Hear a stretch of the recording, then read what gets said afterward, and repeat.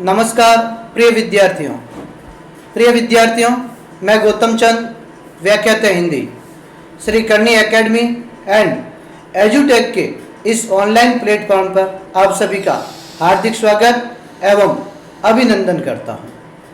प्रिय विद्यार्थियों, आज हम कक्षा 12 के आरबीएसई पाठ्यक्रम के अनुसार काव्य खंड की शुरुआत कर रहे हैं। पुस्तक जो सृजन नामक जो पुस्तक है उसके पहले पाठ की शुरुआत कर रहे हैं, जिसका नाम है संतवाणी। इस पाठ के अंतर्गत हम 3 कवियों के बारे में पढ़ेंगे, जिसमें कबीर को, तुलसीदास और कृपाराम खेड़िया को लेंगे। संतवाणी जो प्रमुख कवि संत हुए हैं, उन्होंने दोहों के माध्यम से, सौठों के माध्यम से हमें क्या क्या संदेश दिया है, ये सारी बात पहले पाठ के अंतर्गत जो काव्य खंड का है उसके अंतर्गत दी गई है। तो शुरुआत करते हैं पाठ 1 संतवाणी से। और संतवाणी के अंतर्गत पहले कवि के रूप में हम शुरुआत कर रहे हैं कबीरदास को। कबीरदास को आप शुरुआत से पढ़ते आ रहे हैं, छोटी कक्षाओं से। तो कबीरदास कौन है, उनके जीवन परिचय की बात करते हैं, जन्म कब हुआ, कहाँ हुआ तथा ये किस काल के कवि माने जाते हैं। तो देखिए, इनके जन्म की बात करते हैं। कबीरदास का जन्म है वो सन 1398 में हुआ था। 1398 में इनका जन्म माना जाता है। स्थान पूछे तो कहां पर, वाराणसी के अंदर इनका जन्म हुआ था। स्थान, जन्म स्थान वाराणसी है। प्रिय विद्यार्थियों, ऐसे तो इनके माता पिता के बारे में कोई जानकारी नहीं मिलती है। काव्य में पढ़ने को मिलता है कि तुलसी का जन्म एक विधवा ब्राह्मणी की कोख से हुआ था और लोक लाज के डर से उस विधवा ब्राह्मणी ने कबीर को लहर ताला नामक एक तालाब था, वाराणसी के अंदर एक तालाब जिसका नाम है लहर तारा। कहते हैं इस लहर तारा तालाब में के किनारे इसको छोड़ दिया गया और वहां से एक दंपति, निसंतान दंपति गुजर रहे थे, जिनका नाम था नीरू और नीमा। दंपति का क्या नाम था, नीरू और नीमा। उन्होंने बच्चे की रोने की आवाज सुनी और उस लहर तारा किनारे जाकर देखा तो एक छोटा सा बच्चा जो रोता हुआ उन्हें मिला। वे उन्हें अपने घर ले आए और उसका लालन पालन किया। तो प्रिय विद्यार्थियों, कबीर के माता पिता का तो नाम नहीं मिलता है, परंतु कबीर का लालन पालन किसने किया था, नीरू और नीमा नामक व्यक्ति। अब ये इनके लालन पालन करने वाले माता पिता माने जाते हैं। ये दोनों ही थे जो जुला जाति के थे। ये दंपति किस जाति के थे, जुला जाति के थे। तो जन्म कब हुआ था, 1398 में, लहर तारा तालाब वाराणसी। लालन पालन किसने किया, इनका पालन पोषण किया नीरू और नीमा नामक दंपति ने, जो किस जाति से, जुला जाति से थे। तो कबीर की जाति भी क्या बताई जाती है, जुला बताई जाती है। और मृत्यु कब हुई, 1518 में। स्थान पूछा जाए तो वाराणसी के पास एक स्थान है मगहर। इस मगहर नामक स्थान पर कबीरदास जी का निधन हुआ, मृत्यु हुई। तो विद्यार्थियों, कबीरदास लगभग 120 वर्ष तक जीवित रहे। जीवन काल कितना रहा इनका, 120 वर्ष तक रहा। कबीरदास भारत के मध्य युग जो भक्ति काल कहा जाता है, भक्ति काल के प्रमुख कवियों में कबीरदास का नाम गिना जाता है। जो भक्ति काल है उसको 2 भागों में बांटा गया था विद्यार्थियों, सगुण काव्य धारा और निर्गुण काव्य धारा।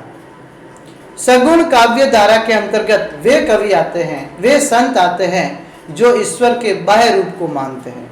बाह्य रूप यानी कि बाह्य जो आडंबर होता है उनको मानते हैं, जैसे मूर्ति की पूजा करना, धूप बत्ती करना, माला जपना, गले में माला धारण करना, गेरुए वस्त्र पहनना, ये सब सगुण भक्ति के अंतर्गत आता है। और इसके अंतर्गत हम किसको पढ़ते हैं, सूरदास, तुलसीदास, मीराबाई आदि कवियों को पढ़ते हैं। और दूसरी तरफ था निर्गुण काव्य धारा। निर्गुण काव्य धारा ने बाह्य आडंबरों का विरोध, ये माला जपना, माला धारण करना, गेरुए वस्त्र पहनना, है ना, पत्थर की मूर्तियों की पूजा करना, इनका विरोध करते थे। वो कवि, वो संत क्या कहलाए, निर्गुणी कहलाए। और उस निर्गुण काव्य धारा के प्रमुख कवियों में किसका नाम आता है? कबीरदास का आता है। तो उसी कबीरदास के जीवन परिचय के बारे में हम पढ़ते हैं। ध्यान दें, कबीर के बारे में लिखा गया है कि हिंदी साहित्य की ज्ञानाश्री शाखा के प्रतिनिधि कवि कवि कबीर भक्ति काल के महान समाज सुधारक थे। हिंदी साहित्य की जो प्रमुख शाखा कौन सी थी? ज्ञानाश्री, जो लोगों को, शिष्य को ज्ञान देना का कार्य करती थी। उनके प्रमुख कवियों में किसका नाम आता है? कबीर का आता है। और ये भक्ति काल के महान समाज सुधारक माने जाते हैं। ये भी गृहस्थी थे, ये कहते संत बाद में, समाज सुधारक पहले थे। तो भक्ति काल के प्रमुख कवियों में इनका नाम आता है। और भक्ति काल में भी किस काव्य धारा की बात की हमने? निर्गुण काव्य धारा की। किसकी? निर्गुण काव्य धारा के अंतर्गत कबीर का नाम आता है। इसके अलावा इन्होंने समाज में व्याप्त छुआछूत, धार्मिक आडंबर, ऊंच नीच एवं बहुदेववाद का कड़ा विरोध करते हुए आत्मवत सर्वभूतेषु के मूल्यों को स्थापित किया। यानी समाज में छुआछूत, स्पर्श, यानी कि निम्न वर्ग को स्पर्श नहीं करना, छुआछूत की जो बात थी उसका विरोध किया। धार्मिक आडंबर, दिखावा था धर्म के नाम पर, उसका इन्होंने विरोध किया। ऊंच नीच का इन्होंने विरोध किया। बहुदेववाद, ईश्वर को भी अलग अलग हिंदू और मुस्लिम धर्म के आधार पर बांट दिया। हाँ, हिंदू कहते हैं हमारे राम है, तो मुस्लिम कहते हैं हमारे रहीम है। परंतु कबीरदास ने तो एकेश्वरवाद पर जोर दिया कि ईश्वर क्या है? एक है। तो उन्होंने बहुदेववाद का भी विरोध किया। और कैसे मूल्यों को स्थापित किया? आत्मवत सर्वभूतेषु, अपनी आत्मा में, अर्थात ईश्वर का निवास करता है आत्मा में। ईश्वर तो सब जगह है, बाहर ढूंढने की जरूरत नहीं है ईश्वर को। ईश्वर मनुष्य की आत्मा में ही, उसकी श्वास में निवास करता है। ये उनके मूल्यों को उन्होंने निर्धारित किया। कबीर की प्रतिभा में अबाध गति व तेज था। इनकी प्रतिभा भी अबाध, बिना किसी बाधा के आगे बढ़ते थे और अपना प्रभाव दिखाते थे। उन्हें पहले समाज सुधारक, बाद में कवि कहा जाता है। इसलिए कवि तो थे, परंतु पहले वो किस नाम से जाने जाते हैं? समाज सुधारक। इन्होंने समाज सुधार के लिए बहुत सारे कार्य किए। बाद में इनका नाम एक कवि के रूप में जाना जाता है। आचार्य हजारी प्रसाद द्विवेदी ने कबीर को वाणी का डिक्टेटर कहा है। वाणी के ऊपर उनका पूरा नियंत्रण था। और डिक्टेटर शब्द का मतलब होता तानाशाह। ये वाणी के क्या थे? तानाशाह, यानी अपनी वाणी के द्वारा ये हर किसी को शांत कर देते थे, अपने वश में कर देते थे। इसलिए आचार्य हजारी प्रसाद द्विवेदी ने इनको किस नाम से संबोधित किया है? वाणी का डिक्टेटर कहा है। तो वाणी का डिक्टेटर किसे कहा गया है? कबीर को। और कहने वाले कौन है? आचार्य हजारी प्रसाद द्विवेदी। कवि ने अपनी सपाट बयानी तथा तटस्थता से समाज सुधार के लिए जो उपदेश दिए, उनका संकलन उनके शिष्य धर्मदास ने किया। कवि यानी कबीर ने जो अपनी वाणी के द्वारा समाज सुधार के लिए जो भी उपदेश दिए, कहते कबीर तो अनपढ़ थे, ठीक है ना? वो कहते खुद ही कि कागज और स्याही को तो उन्होंने स्पर्श ही नहीं किया था, अंगूठा साफ थे। तो वो तो जा भी जाते थे। जीवन में उनको जो भी ज्ञान मिला उसके आधार पर उन्होंने उपदेश देने का कार्य किया है। और उनके उपदेशों का संकलित करने का कार्य उनके प्रमुख शिष्य धर्मदास ने किया। तो कबीर के उपदेशों को संकलित धर्मदास जी ने किया। कबीर की रचनाओं के संकलन को बीजक कहा जाता है। और धर्मदास जी के द्वारा जो कबीर की रचनाओं का संकलन किया गया है, उस ग्रंथ का नाम क्या है? बीजक है। और उस बीजक के 3 भाग हैं। बीजक को पुनः कितने भागों में बांटा गया? 3। साखी, सबद और रमेनी। साखिया यानी साक्षी, ठीक है ना? तो साखिया लिखी उन्होंने, सबद यानी पद, और रमेनी यानी उलट बासिया लिखी है, ठीक है ना? उन्होंने निर्गुण के साथ सगुण की भी कई बातचीत की है। तो इनके बीजक को कितने भागों में बांटा गया है? 3 भागों में बांटा गया है। संत काव्य परंपरा में उनका काव्य हिंदी साहित्य की अमूल्य निधि है। और यदि कवि या संत काव्य परंपरा की बात करें तो इनका जो हिंदी साहित्य है, उनका जो काव्य है, वो हिंदी साहित्य की क्या मानी जाती है? अमूल्य निधि, यानी कि महत्वपूर्ण एक भाग माना जाता है। तो ये सारी बात किसके संबंध में कही गई है? कबीरदास के संबंध में कही गई है। आगे देखिए, तो ये था इनका जीवन परिचय। आज जो कबीर नामक अपन पाठ पढ़ रहे हैं और उनके कुछ दोहे पढ़ेंगे, तो इस पाठ में क्या दे रखा देखिए। पाठ परिचय के अंदर पाठ्य पुस्तक में चयनित कबीर के दोहे सदाचार एवं श्रेष्ठ जीवन मूल्यों को अपनाने की प्रेरणा देते हैं। इसके अंदर जो भी दोहे पढ़ेंगे वो अच्छे व्यवहार के बारे में, सद आचरण, अच्छे आचरण के बारे में, और एक अच्छे जीवन मूल्य क्या होते हैं मानव के, उसको जीवन में अपनाने की प्रेरणा कबीरदास इन दोहों के माध्यम से हमें देते हैं। जीवन में त्याग की महत्ता है, जीवन में त्याग का क्या महत्व है, दोहे के माध्यम से वो हमें समझाए। मानव को हंस की तरह नीर चिर विवेक रखना चाहिए। मनुष्य को भी क्या करना चाहिए, हंस नामक पक्षी की तरह नीर और चिर विवेक रखना चाहिए। नीर यानी जल और चिर यानी दूध। अर्थात कहा जाता है कि हंस नामक पक्षी को दूध में पानी मिलाकर पीने के लिए दे दिया जाए तो उसमें से दूध तो ग्रहण कर लेता है और पानी को पीछे छोड़ देता है। तो मनुष्य को भी अपनी बुद्धि का प्रयोग करते हुए सद्गुणों को तो क्या करना चाहिए, अपनाना चाहिए, और दुर्गुणों को छोड़ देना चाहिए। ये बात भी इन्होंने हंस नामक पक्षी के माध्यम से हमें समझाने की कोशिश की है। इसके अलावा देखिए, अभिमान त्यागने में सार है। मनुष्य को घमंड नहीं करना चाहिए, अभिमान, मैं की भावना है ना। इसलिए कहा है कि जब तक मनुष्य के मन में मैं यानी अभिमान रहता है तब तक उसकी आत्मा में कभी भी परमात्मा का निवास नहीं हो सकता है, और जब परमात्मा का निवास होता है तो यह अभिमान स्वतः दूर हो जाता है। तो मनुष्य को किसका त्याग करना चाहिए, अभिमान घमंड का त्याग करना चाहिए। साधु की पहचान जाति से नहीं उसके ज्ञान से होती है। जो साधु सज्जन हैं उनकी पहचान उनकी जाति के आधार पर, रंग रूप के आधार पर मत कीजिए, बल्कि उनके ज्ञान के आधार पर करनी चाहिए कि उसके पास किस प्रकार का ज्ञान है और मानव जाति के लिए कितना उपयोगी है। सत्संगति सार्थक होनी चाहिए। सत्संग यानी अच्छे लोगों की हमें संगति करनी चाहिए, और अच्छे लोगों की संगति कभी भी निरर्थक नहीं जाती है, उसका परिणाम भी हमें हमेशा अच्छा मिलता है। तो विद्यार्थी संगति का भी बहुत बड़ा प्रभाव पड़ता है।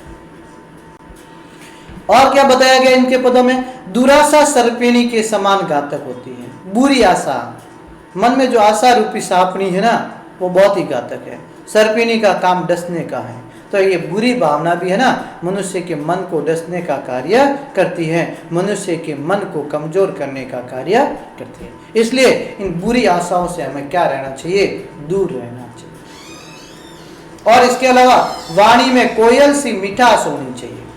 वाणी कैसी होनी चाहिए, कोयल की तरह मीठी, है ना। अगर आप किसी से मीठी वाणी में प्रयोग करते हैं तो लोग ये संसार अपना बन सकता है, और यदि आप कड़वी वाणी का प्रयोग करोगे तो कोई भी अपना नहीं बन सकता है। जैसे कहा जाए कि कोई एक व्यक्ति आंख से अंधा है या काना जिसे अपन कहते हैं, यदि अपन उसे कहे कि हे कानिया तेरी आंख कैसे फूटी, तो वो क्या बता है, वो खुश होगा क्या, वो क्रोधित हो जाएगा, क्योंकि हमारी भाषा कैसी थी, कर्कश थी, कड़वी। परंतु कहा है कि काने को काना नहीं कहिए, कहिए भाई सैन, और धीरे धीरे पूछिए कैसे गई तुम्हारी नैन, तो आपको प्रेम पूर्वक बता देगा कि उसकी आंख कैसे फूटी। तो विद्यार्थियों, मीठी वाणी का प्रयोग हमें करना चाहिए। तो ये सारी बातें कबीर के दोहों के माध्यम से हम जानते हैं। तो अपनी पाठ्य पुस्तक में कबीर के 7 दोहे ले रखे। कितने दोहे हैं, 7 दोहे। उन 7 दोहों की हम एक एक करके बात करते हैं। शुरुआत करते हैं कबीर के दोहों की। तो उसकी जो दोहे हैं उनकी सप्रसंग व्याख्या करते हैं। हमारी परीक्षा में 6 नंबर के प्रश्न आते हैं सप्रसंग व्याख्या से। कोई भी 1-2 दोहे साथ में आते हैं, कम से कम 2 दोहे आएंगे, 2 या 3 दोहे। तो हमें उनका पहले संदर्भ यानी कहाँ से लिए गए हैं, फिर उनका प्रसंग यानी कि इसके बारे में क्या बताया गया है, फिर उसकी व्याख्या यानी कि जो दोहा दे रखा है उसको विस्तार से समझाना, और फिर चौथा भाग उसका रहेगा विशेष। विशेष यानी उनमें व्याकरणिक क्या बात है, तो व्याकरणिक बात भी उसके अंतर्गत बताई जाती है। तो इन सभी पर अपन बातचीत करेंगे। तो शुरुआत करते हैं कबीर के दुआ के सपर्सन व्याख्या। प्रिय विद्यार्थियों, पहला दुआ है, त्याग तो ऐसा कीजिए सब कुछ एक ही बार, सब प्रभु का मेरा नहीं नीचे किया विचार। क्या कहा है? त्याग तो ऐसा कीजिए सब कुछ एक ही बार, सब प्रभु का मेरा नहीं नीचे किया विचार। अब देखिए कठिन शब्द एक आ रहा है नीचे, जो नीचे शब्द आ रहा है, और इस नीचे शब्द का अर्थ होता है निश्चय। इस शब्द का अर्थ क्या होता है? निश्चय। अब अपन को पहले क्या लिखना होता है इसमें? संदर्भ और प्रसंग। संदर्भ यानी कहां से लिया गया है। तो मैं लिखा है, प्रस्तुत दुआ हमारी पाठ्य पुस्तक हिंदी सृजन में संकलित कबीर दास के दोहों से लिया गया। तो हमारी पाठ्य पुस्तक हिंदी सृजन अपन पढ़ रहे हैं, उसमें जो कबीर दास नामक पाठ है उनके दोहों से ये दोहा लिया गया। तो ये तो संदर्भ के अंतर्गत आएगा। और प्रसंग के अंतर्गत इस दोहे में किसके बारे में बातचीत की गई है? तो लिखा है, इस दोहे में कवि आदर्श त्याग एवं आदर्श त्याग के महत्व और स्वरूप का परिचय करा है कि त्याग का क्या महत्व होता है, त्याग हमें किस प्रकार करना चाहिए, इसके बारे में कबीरदास हमें बता रहे हैं। व्याख्या देखिए, पद वाइज व्याख्या करते हैं। क्या कहते हैं कबीरदास जी कि त्याग तो ऐसा कीजिए सब कुछ एक ही बार। कबीरदास जी कहते हैं कि मनुष्य को एक बार में ही नीचे करके अपना सब कुछ त्याग कर देना चाहिए। क्या कहा है कि मनुष्य को एक बार में ही नीचे करके अपना सब कुछ त्याग कर देना चाहिए, क्योंकि उसकी यह भावना होनी चाहिए कि उसे प्राप्त सारी वस्तुएं और उसका शरीर भी उसका अपना नहीं है। अर्थात सब प्रभु का मेरा नहीं। अर्थात मनुष्य के मन में ये भावना होनी चाहिए कि मेरे पास जितनी भी संपत्ति है, वस्तुएं हैं, यहाँ तक कि मेरा जो शरीर है ना, वो भी अपना खुद का नहीं है। यह सब किसका दिया हुआ है? ईश्वर का दिया हुआ है। यह सब ईश्वर का है। नीचे किया विचार, इस प्रकार हमें मन में विचार कर लेना चाहिए, नीचे कर लेना चाहिए। तो व्याख्या क्या हुई? कबीर कहते हैं कि मनुष्य को एक बार दृढ़ निश्चय करके अपना सब कुछ त्याग देना चाहिए। उसकी यह भावना होनी चाहिए कि उसे प्राप्त सारी वस्तुएं हैं और उसका शरीर भी उसका अपना नहीं है। यह सब कुछ ईश्वर का है। ईश्वर को सर्वस्व समर्पण करके मोह और अहंकार से मुक्त हो जाना ही आदर्श त्याग है। और मुख्यतः किससे मुक्त होने की बात करते हैं? मोह से, आसक्ति से और अहंकार से दूर होने की बात यहाँ पर बताई गई। तो प्रिय विद्यार्थियों, पहले दोहे के अंतर्गत कबीरदास जी ने मनुष्य को कहा, हे मनुष्य, तुम्हें एक बार नीचे करके मन में विचार करके जो कुछ भी तुम्हारे पास है उसका क्या कर देना चाहिए? त्याग कर देना चाहिए। क्योंकि हमारे पास जो कुछ भी है वो हमारा नहीं है, वो सब किसका दिया हुआ है? ईश्वर का ही दिया हुआ है। इसलिए ईश्वर को समर्पण करने में कोई झिझक नहीं होनी चाहिए। और मुख्यतः किसकी त्याग की बात करते हैं? मोह और अहंकार से मुक्त होने की बात कर जाती है। तो ये उसकी क्या है? व्याख्या। और अगली बात इसमें क्या बतानी होती है कि विशेष बात क्या क्या है। तो विशेष देखो क्या लिखा हुआ, कबीर ने त्याग की महत्ता पर जोर दिया है। ठीक है ना? किस संबंधी बातचीत की? इसमें त्याग की महत्ता के बारे में बताया गया है। इसके अलावा ज्ञान, चेतना और भक्ति की अभिव्यंजना हुई है। ज्ञान की बात की है और ईश्वर की भक्ति करने के लिए कहा है। और ईश्वर की भक्ति तब होगी जब हम सब कुछ क्या कर देंगे? ईश्वर को अपना समर्पित कर देंगे। ये क्या है? दोहा चंद है। कौन सा है? दोहा चंद दे रखा है। और दोहा चंद किसे कहते हैं? जिसमें विषम वर्णम, विषम जो भाग होते हैं इसमें 13 वर्ण और सम में 11, 13-11 का जोड़ा इसमें चलता है। यहाँ पर वर्णों को गिना जाता है, उनकी मात्राएं गिनी जाती है। जैसे देखिए, त्याग में या में 2 मात्राएं, ग में 1 मात्रा 3, तो में 2 मात्राएं, ऐसा 4 मात्राएं, कीजिए में 5 मात्राएं। यानी कि जो पहला और तीसरा जो भाग है, त्याग तो ऐसा कीजिए और सब प्रभु का मेरा नहीं, यहाँ तो 13 मात्राओं का प्रयोग हुआ है। और दूसरा जो होता है सम पद है, इसमें 11 मात्राएं। दोहा चंद में कितनी मात्रा होती है? 11 और 14, 13 पे रुकते पहले, सॉरी, और दूसरा 11 पे रुकते। तो यहाँ पर चंद कौन सा रहेगा? दोहा चंद रहेगा। भाषा कैसी इनकी? सरल है, और शैली उपदेशात्मक, यानी मनुष्य को उपदेश देने का कार्य इसमें किया गया। तो शैली कैसी प्रयोग हुई है? उपदेशात्मक शैली का प्रयोग हुआ। कबीर ने इस काव्य में, इन दोहों में कौन सी भाषा का प्रयोग किया है? सदुकड़ी भाषा। देखिए विद्यार्थियों, सदुकड़ी या इसे पंचमेल खींचड़ी भाषा भी कहते हैं। क्या कहते हैं? पंचमेल खींचड़ी भाषा। क्या होता है पंचमेल खींचड़ी? पंचमेल खींचड़ी भाषा का मतलब है कबीर जहां भी गाए वहां के शब्दों का प्रयोग किया है, वहां की बोली का उन्होंने प्रयोग किया है। तो सारी भाषाओं क्या हो गई? मिक्स हो गई। और सदुकड़ी यानी साधुओं की भाषा, और पंचमेल खिचड़ी यानी कि सारी भाषाओं का मेल। तो जिस स्थान पे गए उन शब्दों को उन्होंने अपनाया, इसलिए इनकी भाषा को सदुकड़ी या पंचमेल खिचड़ी भाषा कहा जाता है। तो पहले दोहे में कबीर ने किसके बारे में बताया है? त्याग के महत्व के बारे में बताया है कि मनुष्य को सब कुछ ईश्वर के शरणों में समर्पित कर देना चाहिए, क्योंकि हमारे पास जो भी है वो सब किसका दिया हुआ है? ईश्वर का ही दिया हुआ है। आगे बढ़े, दूसरा पद लेते हैं। दूसरा दोहा देखें। दूसरा दोहा है सुनिए गुण की वार्ता। सुनिए गुण की वार्ता, अवगुण लीजे नहीं, हंस चीर को गत नीर से त्यागी जाए। शब्दार्थ देखिए, वार्ता शब्द का मतलब होता है महत्व। अवगुण यानी अवगुण, बुराइयां जिसे कहते हैं। लीजे यानी लीजिए। नहीं का मतलब होता नहीं। चीर, चीर शब्द का अर्थ है दूध, और दूध सद्गुण के अंतर्गत आता है। गहत यानी ग्रहण करना, गहत यानी ग्रहण करना। और नीर शब्द से क्या अर्थ लिया गया है? जल, और जल किसका प्रतीक है? अवगुण का प्रतीक बताया गया। क्या है संदर्भ और प्रसंग? संदर्भ तो वही हमने दिया है कि प्रस्तुत दोहा हमारी पाठ्य पुस्तक हिंदी सृजन में संकलित कबीरदास के दोहों से लिया गया है, परंतु प्रसंग चेंज हो जाता है। इसमें क्या बताया हुआ है? तो क्या लिखा हुआ है? इस दोहे में कबीर लोगों के गुणों को ग्रहण करने, लोगों को गुणों को ग्रहण करने और अवगुणों का परित्याग करने का संदेश दे रहे हैं। लोगों को क्या कह रहे हैं कि हमें सद्गुणों को तो ग्रहण करना चाहिए, अच्छे गुणों को क्या करना चाहिए? ग्रहण करना चाहिए, और अवगुणों का क्या करना चाहिए? त्याग करना चाहिए।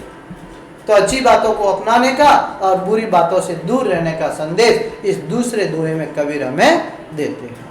और क्या समझाते देखिए क्या कहते? सुनिए गुण की वार्ता, अवगुण लीजिए नहीं। कबीर कहते हैं बुद्धिमान पुरुष को गुणों का महत्व समझते हुए उनको ग्रहण करना चाहिए, और अवगुण से दूर रहना चाहिए, उनसे अलग रहना चाहिए, उनको ग्रहण नहीं करना चाहिए। तो पहली पंक्ति का अर्थ क्या हुआ? कबीरदास जी क्या कहते हैं कि जो बुद्धिमान पुरुष है, जो सज्जन हैं, उनको सद्गुणों के महत्व को समझते हुए जीवन में उन्हें अपनाना चाहिए, ग्रहण करना चाहिए, और अवगुणों से, दुर्गुणों से, बुराइयों से क्या रहना चाहिए? दूर रहना चाहिए। कैसे? उदाहरण के माध्यम से समझा रहे हैं। हंस चीर को गत है, नीर से त्याग हो जाए। जैसे जो हंस नामक पक्षी होता है वह दूध और जल के मिश्रण में से, यानी कि उनको दूध और जल दोनों मिलाकर पीने के लिए दे दिया जाए तो दूध को ग्रहण कर लेता है और जल को त्याग देता है। और मैंने कहा जो दूध है वो सद्गुणा का प्रतीक है, और जो जल है वो अवगुणा का प्रतीक है। अर्थात उसी प्रकार मनुष्य से क्या कहा है कि मनुष्य को सद्गुणों को तो क्या करना चाहिए? ग्रहण करना चाहिए, और अवगुणों से उसे क्या रहना चाहिए? दूर रहना चाहिए, अर्थात अवगुणों को त्याग देना चाहिए। तो सद्गुणों को अपनाने की बात की है और दुर्गुणों से दूर रहने की बात की है। तो देखिए यहाँ पर हमें सद्गुणों को अपनाने की और अवगुणों से दूर रहने की बात कौन कहते हैं? कबीरदास जी कहते हैं। पुनः सुने व्याख्या। कबीरदास जी क्या कहते हैं? जो सज्जन होते हैं वो गुण के महत्व को समझते हुए उनको जीवन में धारण करते हैं और अवगुणों से दूर रहते हैं। किस प्रकार? जैसे हंस नामक पक्षी है, उसको दूध और पानी दोनों मिलाकर दे दिया जाए पीने के लिए, तो उसमें से दूध को तो ग्रहण कर लेगा और पानी को पीछे छोड़ देगा।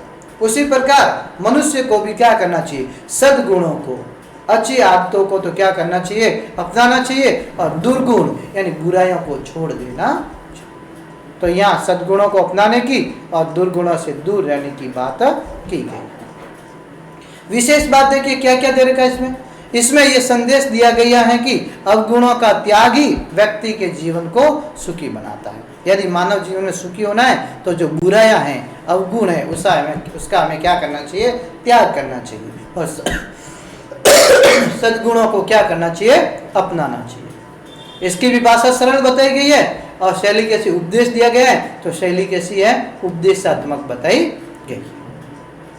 अलंकार की बात करें, दृष्टांत अलंकार है। विद्यार्थियों ने दृष्टांत अलंकार के बारे में पढ़ा था कि एक बात को समझाने के लिए दूसरी बात कही जाए, परंतु साथ में वाचक शब्द नहीं आना चाहिए, ज्यों और जैसे। तो इस दोहे को देखें, यहाँ पर कोई वाचक शब्द का प्रयोग नहीं हुआ है। एक बात को समझाने के लिए दूसरी बात कही गई है, परंतु साथ में वाचक शब्द का प्रयोग नहीं हुआ है। अलंकार यहाँ पर कौन सा है? दृष्टांत अलंकार रहता है। साथ में अनुप्रास अलंकार ले सकते हैं। देखो न वर्ण की आवृत्ति हो रही, तो अनुप्रास अलंकार तो सामान्य है जो साथ में रहता है। चंद की कौन सी बात की? अभी चंद शब्द में कौन सा रहेगा? दोहा ही रहेगा, क्योंकि सातों ही हमें यहाँ दोहा पड़ा है, तो दोहा छंद का प्रयोग हुआ। भाषा एक ही रहेगी, कौन सी भाषा? सदुकड़ी या पंचमेल खिचड़ी भाषा का प्रयोग हुआ। तो इसमें गुणों को अपनाने की और दुर्गुणों से दूर रहने की बात बताई गई। आगे बढ़े, तीसरा दोहा। तीसरा दोहा देखिए जिसमें अंदर कबीर क्या कहते हैं। तीसरा दोहा है कबीर का, छोड़े जब अभिमान को, सुखी भयो सब जीव, भावे कोई कछु नहीं, मेरे यह निज पी। कितनी अच्छी बात की है। यहाँ पर अभिमान, घमंड को छोड़ने की बात की है, और जब मनुष्य घमंड को छोड़ देता है वो सुखी हो जाता है, और उसकी आत्मा में किसका निवास हो जाता है? परमात्मा का। कठिन शब्दार्थ देखिए, अभिमान का मतलब होता है अहंकार, भया यानी हुआ, जीव यानी आत्मा से लिया गया है, प्राण से लिया गया है, भावे यानी अच्छा लगे, यह शब्द का अर्थ होता है हृदय में, निज का अर्थ है अपने, और पीव शब्द का अर्थ है प्रियतम या ईश्वर से लिया गया है, प्रियतम या ईश्वर से लिया गया। पुनः संदर्भ और प्रसंग की बात करते हैं। संदर्भ में कहाँ से लिया गया है? तो प्रस्तुत दोहा हमारी पाठ्य पुस्तक हिंदी सृजन में संकलित कबीरदास के दोहों से लिया गया। तो ये तो सामान्य बात तो अपन सब में पढ़ रहे, परंतु प्रसंग में इस दोहे में किसके बारे में बताया है? तो इस दोहे में कबीर सच्चा सुख और प्रिय परमात्मा की प्राप्ति के लिए अहंकार का त्याग करना आवश्यक बता रहे हैं।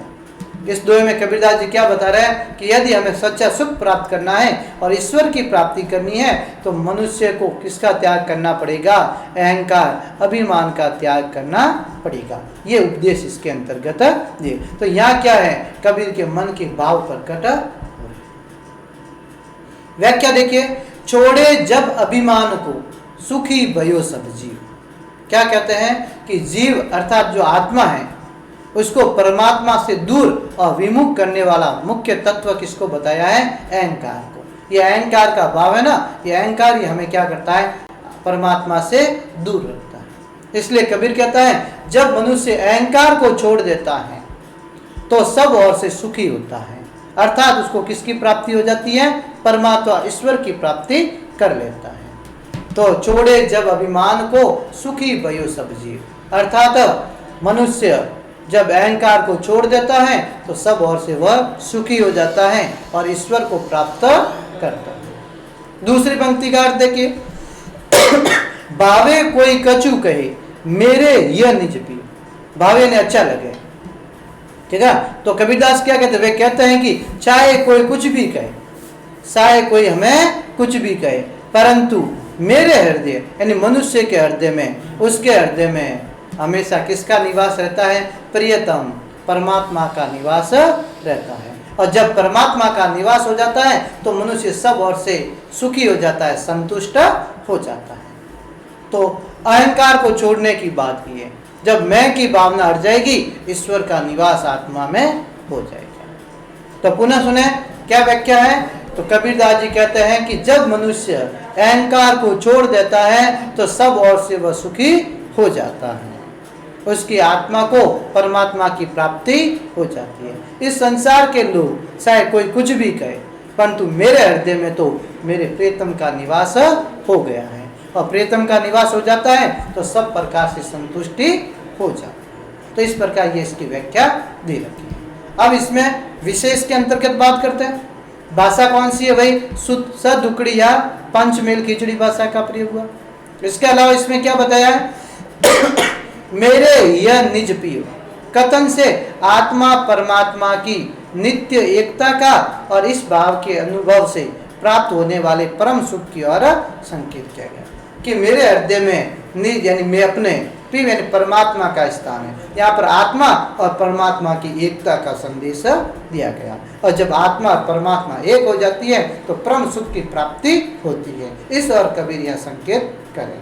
तो यहाँ भाषा सरल है, और कबीर ने मन के भावों का वर्णन किया तो शैली कैसी रहेगी? भावात्मक शैली का प्रयोग। अलंकार की बात करें, कोई कछु कहे, देखो क वर्ण की आवृत्ति हो रही है, जहाँ किसी वर्ण की आवृत्ति हो, दो या दो से अधिक बार आए, कौन सा अलंकार रहता है? अनुप्रास अलंकार की बात होती है। और छंद कौन सा पढ़ रहे हैं अपन? दोहा छंद पढ़ रहे हैं, क्योंकि ये सारे क्या हैं? दोहे दे रखे। और दोहे की पहचान 13 और 11 मात्रा है। विषम चरणों में 13 मात्रा है, सम चरणों में 11 मात्राओं का प्रयोग होता है। तो प्रिय विद्यार्थियों, आज हमने कबीर संबंधी 3 दोहों को पढ़ा, जिसके अंतर्गत दोहे, कठिन शब्दार्थ, संदर्भ, प्रसंग, व्याख्या और विशेष की बात हमने की। इसके अलावा कबीर के जन्म, जीवन परिचय की बात की, और पाठ में क्या क्या दे रखा है उन सभी की बात हमने की। आज हम यहाँ तक ही पढ़ेंगे, आगे बात अगले वीडियो में करेंगे। धन्यवाद।